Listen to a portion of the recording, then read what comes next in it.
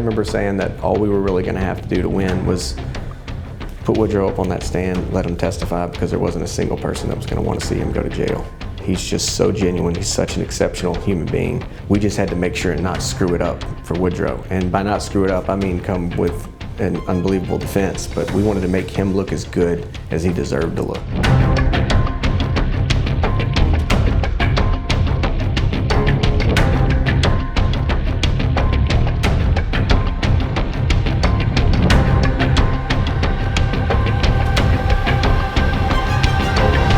We were eager to go to trial. It had been a long road. I didn't realize how long it had been, but by the time we finally got to trial, we were ready. We had done our research, our witnesses were prepared, we had our exhibits, we knew the law, we knew the evidence. So we were just very, very eager to finally get to trial. We were very, very confident, very, very pleased. One of the things that we had done was we created a list that outlined every single evidence argument that could be made, that we predicted that they would make, and that was under Todd's direction, just him preparing us, confidence in knowing that we had done everything up until that point to make sure that we were ready for that day. The opening statements are always very, very brief because we have nothing to prove, so I think it's important that we keep it short. Most people don't realize you have a right in Louisiana to use lethal force to defend someone else. So we want to make sure the jury knew that it wasn't just using lethal force to prevent death. You can use lethal force to prevent someone from imposing severe bodily harm on you. I think at the beginning, we said, this ain't a whodunit case. We're not going to contest that our client walked in there and shot the pastor. That's not going to be in dispute.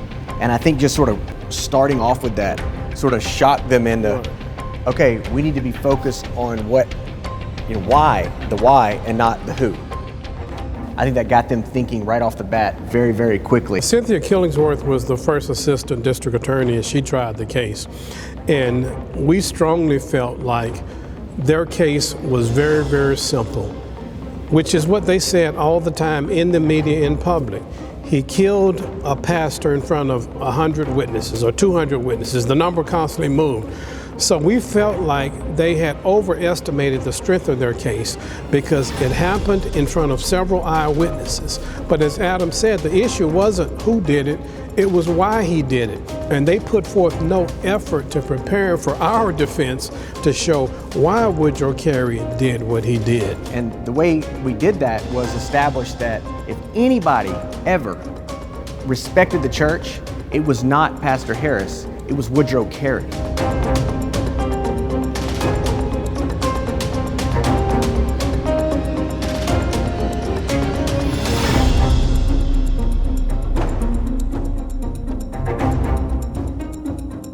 I wanted to be able to tell that was my time to be able to speak out and to be heard. You're only controlled by it when you're holding it in, and when you're living it, you're just existing.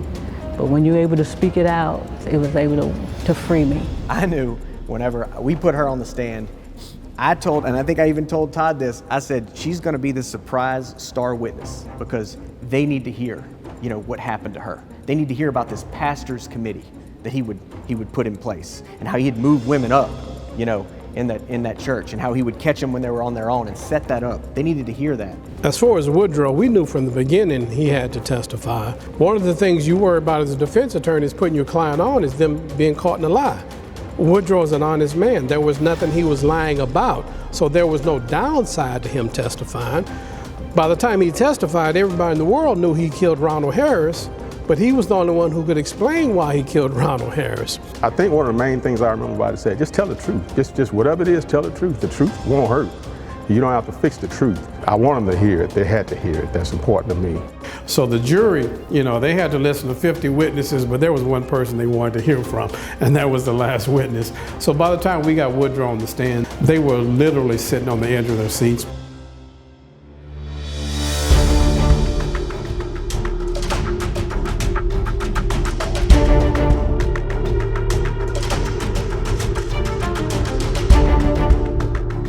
The incident where the beating took place, that wasn't going to come out at first. We were trying to get in this 911 audio of an incident that had occurred roughly 2 years prior to the shooting where the pastor had stalked her, gotten out, threatened, and assaulted her, and the judge just wasn't letting it in. There was a man assaulting a woman when I stopped to call 911, he took off, and she is standing in front of apartment 626. He was following her. Who is he? Ronald Harris. And we'd even taken him up to the Third Circuit a couple of times, and they had said, hey, you probably need to let this in, but we hadn't got it in yet. So Woodrow begins testifying, and we go through, Todd takes him through direct. While Woodrow's on the stand during cross-examination, I think the state just gets flustered, and she kicks open the door to this previous incident. I think she saw the CAD sheet, and so she turns around and asks Woodrow on cross, she says, let's talk about this March 27, 2011 incident.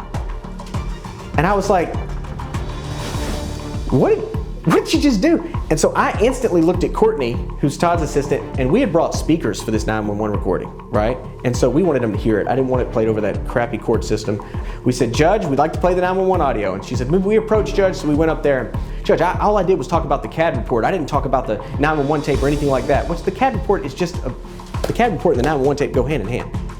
And so the judge goes, Cindy, you kicked that door wide open.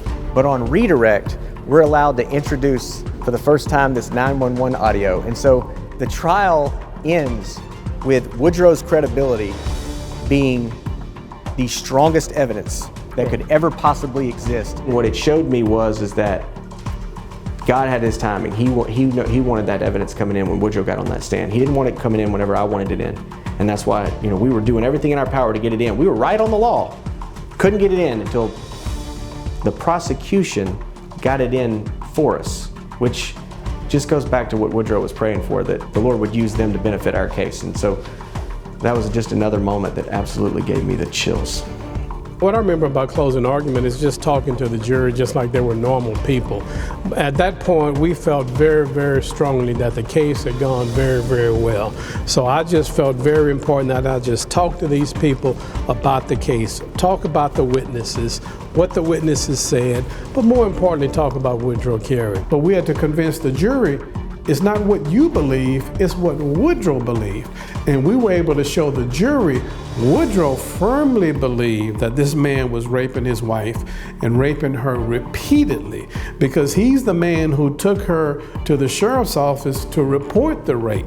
He's the man who, when he killed Ronald Harris and they searched his car, he had a pamphlet that says, what to do when your wife is raped. And then I talked to them about that text. I made them relate to what that text said and how it would make them feel. Because one of the most important things about the text is that you picture Woodrow on a Saturday afternoon watching football with his son, holding his grandbaby on his chest. Life is perfect, no complaints. You're not bothering anybody. And you get this on your phone from someone who you had respected, someone you gave thousands of dollars to, someone you had worked for, somebody you supported. When everybody else in the church left, you still stood by this man. And you get this text about this man talking about your wife like that. When you're trying to enjoy some family time, imagine the effect that it has on you. So I was working hard to put them in Woody's shoes, and I think we did a very, very good job of doing that.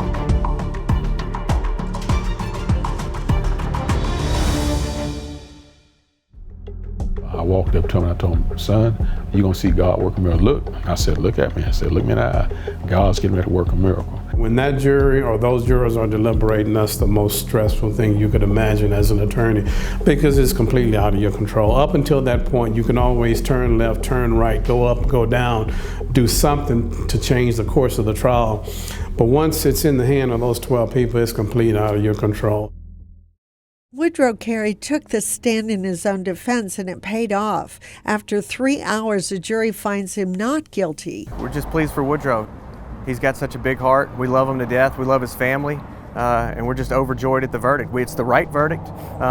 This is justice. Just thrilled for Woodrow Karey. He's a very good man. He got justice, and we're pleased for him. He got put in a position where he had to do what he had to do to defend his household, defend his wife, and defend himself. I'm extremely concerned about what this says to our community when members of our community think that it's okay to go into a place and kill somebody like this. I am shocked. It's not revenge, it's justice. I would say to people, do not threaten another man. Do not call a man's wife a stinky. Do not say you and your family will suffer. Do not call another man's wife a piece of meat. Do not go in another man's house and violate his wife and his household. I would say do not beat another man's wife in public on Common Street where two strangers have to call 911. That's what I would say to the public. If you don't do that, you don't have to worry about somebody gunning you down. What made me just a little tad bit, good bit nervous, not a little tad bit, the biggest guard they had was standing right by me before they got ready to read the verdict. And we didn't know what was going on because like 9 deputies came in. They all, and we were looking like, what are they doing? And then my niece tapped me on the shoulder. She said, they got a verdict, Auntie. I didn't know what kind of result it was going to be. I didn't know. I was thanking God when I heard the not guilty. And not guilty was like, not guilty, you know. That was a big statement. And just to be clear, Woody took no solace in killing this man. And we certainly, our heart always went out to this man's family because it wasn't their fault. And it's unfortunate that a man got killed. So even though we're pleased with the verdict and we were very, very happy with the case, we just need to make sure we can't emphasize it enough. We take no pleasure in what happened. I mean, a man still was killed, and it's unfortunate. You know, you kind of rehearse it in your mind. You're going to see when you hear not guilty, but when you actually hear it, and it's the same as been, you know, when you hear it, when it's spoken out, it frees you. You can start living again. Right after the verdict was read, Woody called me, and he told me the verdict, and I was just amazed. Mr. Woody and Miss Janet were just so calm. I think that kind of like fed off it. If we got like, I just remember it being so calm. It created calm. But I remember after the verdict, it was not so calm. Oh yeah, definitely. We had to be escorted out by like the bailiff. Yeah. And I mean, it was a little scary. Walking out the gate, I knew I still had something hanging over my head, but not guilty mean it's over. You know, that old saying, you put a chain on an elephant's leg for a long time, you still think he's stuck there. It took a while before I realized for sure it was over. I was glad that they said it, but I had to get it inside here after a while where I could, you know, this is over, you know. It's over, thank God it's over. Most of all, I just know that God is faithful, and if you know, no matter what, it seems like it's not gonna work out, but God will see you through. And I just thank God for Mr. Clemons and Adam, their strength and their faith in God. It was also just a learning just to stay plugged in, to stay consistent in your faith, and that, you know, God's our refuge and He'll never leave you, because He never left Woodrow. And I've just never been around a man who had such a pure spirit. Not a perfect man, but he had a pure spirit.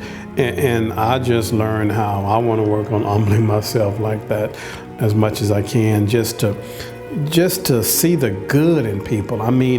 And that's a part of why this happened. No matter what was going on with Harris and what people were saying about him, he just continued to choose to see the good in that man, even though there was very little good to see in him.